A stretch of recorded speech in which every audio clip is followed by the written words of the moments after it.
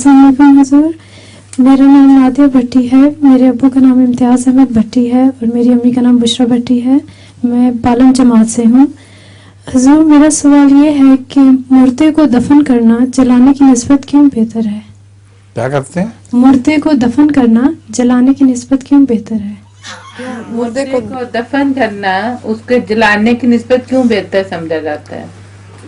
یہ تو انبیاء کا سب جگہ یہی طریقہ رہا ہے کہ مردوں کو دفن کرتے ہیں، اور جلانے کا جو مسئلہ ہے وہ یہ ہے کہ اس کو جلانے کا عذاب نہیں دینا چاہیے.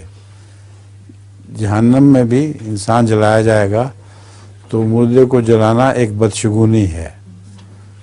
ہندوؤں میں جو رسم آئی ہے جلانے کی وہ ابتدا سے نہیں ہے. پہلے ان کے نبی جلانے کی بجائے دفنایا کرتے تھے، اور بعد میں کوئی بیماری چھوت چھات کی ایسی پھیلی ہے جس سے ان کو خطرہ پیدا ہوا کہ اگر مردے اسی طرح دفن کیے تو اس سے بیماری پھیل جائے گی، پھر انہوں نے جلانا شروع کر دیا.